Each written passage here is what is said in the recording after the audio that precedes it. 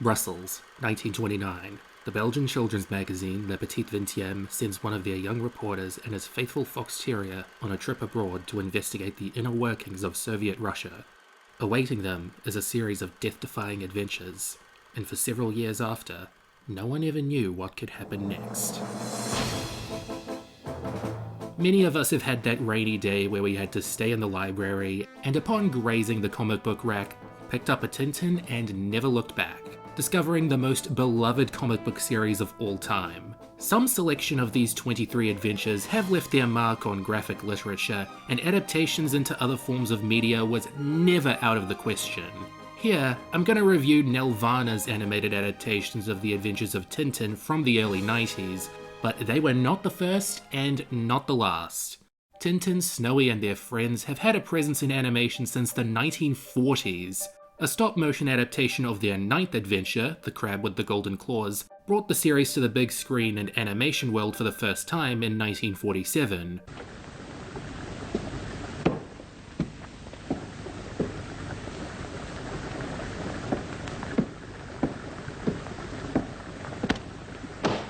Following that was the work of Raymond LeBlanc and his Belgian Studios, which produced 10 televised adaptations of the series from 1957 to 1964. But these were very loose adaptations and deviated greatly from Hergé's famous art style. Belgian went far more on model for the 1969 movie adaptation of the Temple of the Sun saga and original 1972 story Tintin and the Lake of Sharks. That was all the animated Tintin media from Hergé's lifetime, but the stories have lived on in many ways since his death in 1983. One of the most popular adaptations was a joint venture between the Canadian animation studio Nelvana, French animation studio Ellipse, and the Hergé Foundation. The director for every episode was Stefano Bernasconi, who had already served as a storyboard artist and later art director on Nelvana's previous book series adaptation, Baba.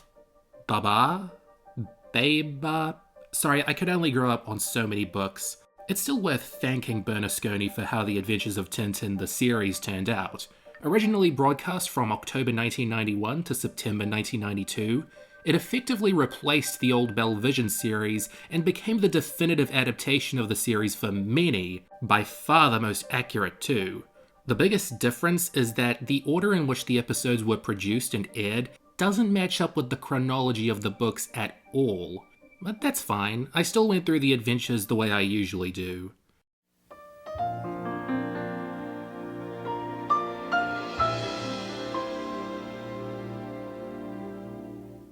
When Hergé created Tintin for Le Petit Vingtième, it was to appear in stories that supported the beliefs of the children's magazine and grown-up counterpart to which it was a supplement to, very Catholic and very steadfast in Belgium's political beliefs at the time. The first two adventures, Tintin in the Land of Soviets and Tintin in the Congo, are such relics that Hergé would later call them his youthful errors, and they wisely weren't adapted for the show. The earliest story they adapted was Tintin in America, and even that was cut down to the bare essentials. Nowadays, Cigars of the Pharaoh and its follow-up, The Blue Lotus, are generally seen as where Tintin starts to become special. The quality of the research increases, the plots become more elaborate, and the characters and sense of character become the main draw. How this is all reflected in the Nelvana Ellipse series is coincidental. While the earliest story to be written, Tintin in America, ended up being the last produced, it has nothing but Tintin going up against stereotypical baddies of the region he's in, under the context that he's an expert reporter for his age. Cigars of the Pharaoh and The Blue Lotus were animated much earlier into the run, and so represent the early run in their own way. While in the books, Cigars of the Pharaoh is the earliest point where Tintin meets the foolish detectives Thompson and Thompson, it's not that way in the show. To be precise, in the show, it's not that way. They'd met earlier in a story written later, so it's as though they've always known each other. Not a big deal, with the only new contrivance being their early formula of accusing Tintin of some crime he's been framed for. It makes them a bit more gullible if they're already cordial with the reporter. Even in the more developed back half of this era, there's still a noticeably uneven pace to the plot progression, with it taking a whole book's worth of adventuring to reach a climactic set piece in the last couple pages. It's more apparent in the show because usually this big set piece dominates the second part of the adaptations. Most of the books were adapted into two-parters, with 3 having to be one-offs to fill out the 13-episode season orders. And if you're reading the books alongside the show as a guide, you'll notice the differences very quickly. Part 1 of The Broken Ear is concluded by the story's crooks, Alonso and Ramon, mucking about on a ship and Tintin getting them arrested. This is only the quarter-way point of the book. A lot of important characters and plot points are removed or skimmed in the second part. Some changes I don't mind to King Ottokar's scepter are the nature of Professor Hector being revealed much earlier, and how the history of Sildavia is still presented in a visually engaging way, but with way less tiny words to read. Another big change was in Snowy, who, in the books, spoke a lot, especially in the early adventures. But in the show, he's left barking like a regular dog to keep things realistic. His angel and devil visions do speak in a later episode, so there's a small glimpse there into what he would have sounded like. I'll bring up the rest of the voice acting later. For now, here's a tangent on the animation. For a book series praised for its rich art, I'm relieved that Nelvana and co were able to make it work in motion. The first 2 episodes produced have some rough moments, but then it's largely consistent in art style. I'm very thankful for that in the earlier stories' cases, because if you go way back and read the black and white editions, it took nearly the whole of the 30s for Hergé's art style to develop into what we now recognize. That's a non-issue with the show. Something they didn't completely replicate was the backgrounds, which in the books tended to be rendered in a very inked way. While the show's use of watercolor backgrounds makes the locations less eye-catching, it may pass you by because it's entirely natural for the TV animation pipeline. But with an action comic, where the speed in which the action takes place is different from reader to reader, faster readers may take some time to get used to the more moderate pace of movement here. They have to convert 64 pages into 45 minutes, and as such, take their time. With a comic book, you can read it at any pace you like, but the show is a little slower paced than my reading speed, so all the important moments can sink in. In fact, whenever possible, the shot compositions are lifted straight from the books, so you've always got those stylish moments to enjoy and appreciate.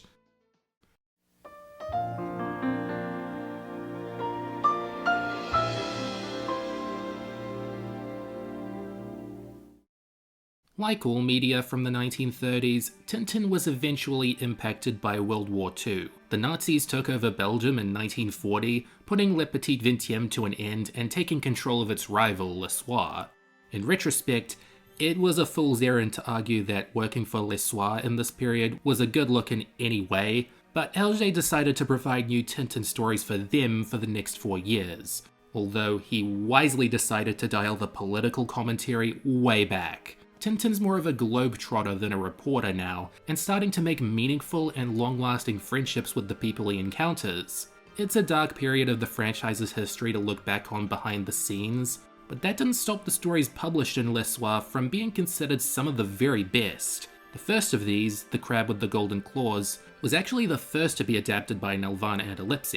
That was a good decision, as it's a pretty good jumping on point for new readers. It introduces the fan-favourite character, Captain Haddock, an alcoholic sailor with a short temper. But being a 90s TV show and needing to hit the same worldwide distribution quota as the books, his addiction to whiskey is rarely seen or mentioned beyond his introduction. Still, I think they did the character justice. There's no way you can bungle one of the funniest characters in comic book history. Fittingly coming early into the show was the Unicorn duology, The Secret of the Unicorn and Red Rackham's Treasure, although the latter was adapted as a single part. But it's great at not feeling too condensed, getting all the necessary beats animated. The introduction of the dotty yet scientifically gifted Professor Calculus, the submarine expedition, and the reveal that the Haddock family owns this big ol' Marlinspike Hall joint. Spoiler alert for an 80-year-old comic. The other story from this era they had to truncate was The Shooting Star. This is because the original story was the most influenced by the attitudes being espoused by Le Soir. So yeah, jeepers. The book itself isn't so uncomfortable these days after all the redraws and edits and translations. I'm fine with the adaptation being this bizarro filler episode that has the audacity to introduce supernatural elements to the world of Tintin. This is a short era of the franchise and only represented as 6 episodes in the show, but it remained very impactful, unlike some of the voice acting.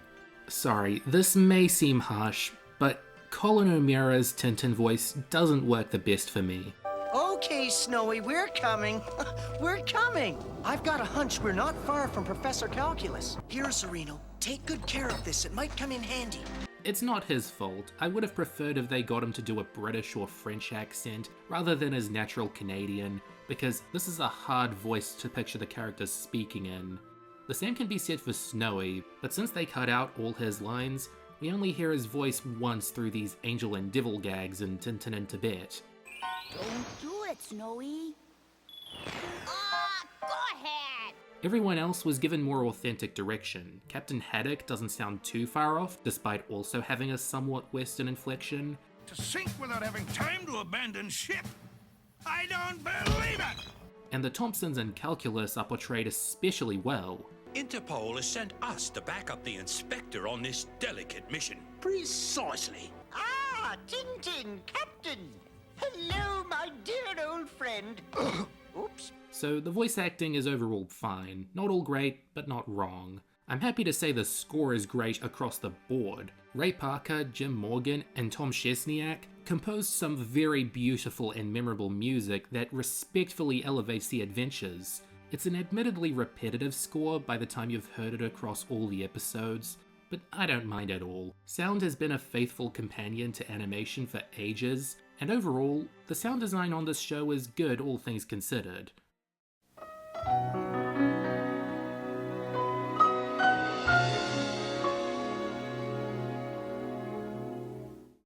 After a brief arrest and blacklisting towards the end of the war, Hergé was able to work for L'Édition du Lombard on a dedicated Tintin magazine, where he could finish stories he didn't get around to completing in earlier eras. Having more friends, assistants, and creative freedom in this era, there's little doubt that if Tintin had to be broken up into publishing eras, the Tintin magazine era would be the golden age. So it's good that this era is represented well by Nelvana and Ellipse.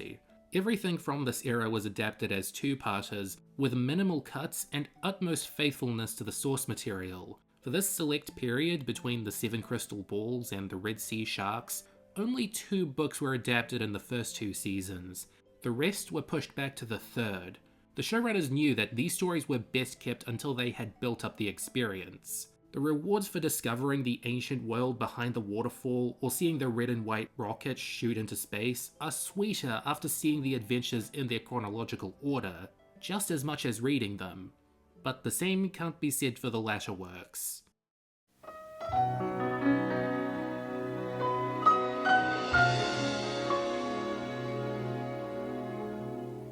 As the 50s ended, Hergé's health and personal life began to take a toll on the adventures of Tintin, chiefly in the time between news stories and the creative directions it went in. The first 2 books to be finished in the 60s are cracking tales in vastly different ways to what came before, but the last 2, which were made much later, stir critique and debate amongst Tintinologists to this day.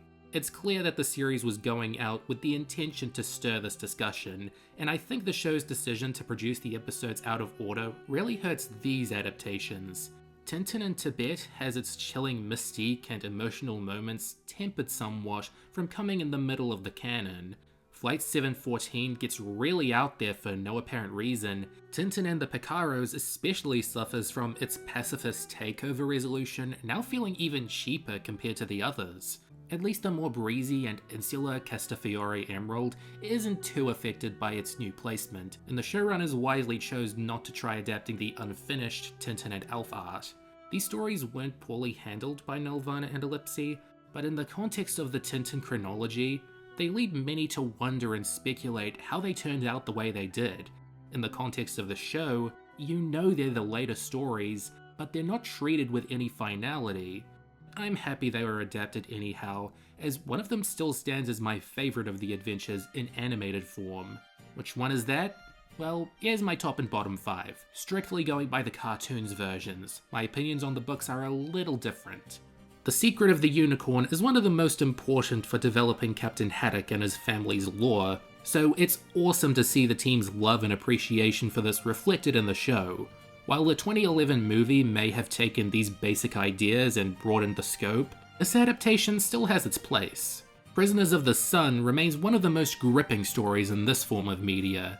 You can tell the story was written in the 40s, but in fairness, it's a miracle that it holds up as well as it does. Destination Moon begins one of the most ambitious stories in the whole franchise, and like I keep saying, I'm glad the cartoon did it justice. Haddock and Calculus's tiff is just as funny as in the book, which helps complement the more serious plot building up.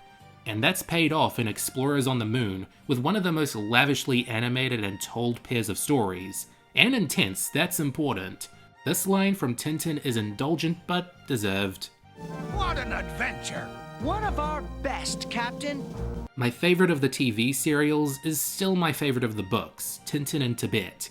It was daring to make Tintin into such an emotional character, but I believe it worked miracles. I'm overall happy with how this one turned out. Not so much for these. Land of Black Gold is already this unfocused holdover from Le Petit Vingtième, but at least in book form, I can get through the scenes with Prince Abdullah at my own pace. I can't do that in the audio-visual format. Fast forwarding is cheating. Tintin and the Picaros suffers even more from its unusual placement in the show, like I said before, so none of the changes it made to the leads are able to carry over, and the super idealist climax is unusually easy compared to the others. Flight 714 is notoriously known as a big mess that also resolves itself in an unserious way, and nothing about that's changed from script to screen. The visuals are creative at least. The Broken Ear was especially poorly paced, with the first part being dominated by a single set piece from earlier in the book, and a lot of the South American adventure is merely squeezed and skimmed in the second part. The low point is pretty clear. Tintin in America is only semi-adapted, just covering the basic beats of the gangster conflict. This is one of the earlier and riskier adventures, so I can see why they wanted to play it safe, but I think they played it too safe and didn't give the adventure its dues. These bottom two aren't the most cohesive adaptations, but the other 19 absolutely are. If you like the books, you'll like the show, simple as that. Even with the big budget Peter Jackson Steven Spielberg movie and its sequel that I've waited Lord knows how long for, the series is still worth the time to check out, as they're generally the most faithful to the stories. There's probably other Tintin reviewers on this site and elsewhere who can go further in depth with what makes it work, but I'm just happy to share it and sing its praises. No matter what form, you can always pick up the book again.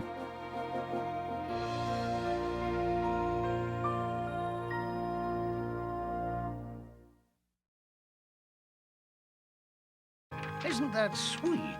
You know, he wasn't such a bad kid after...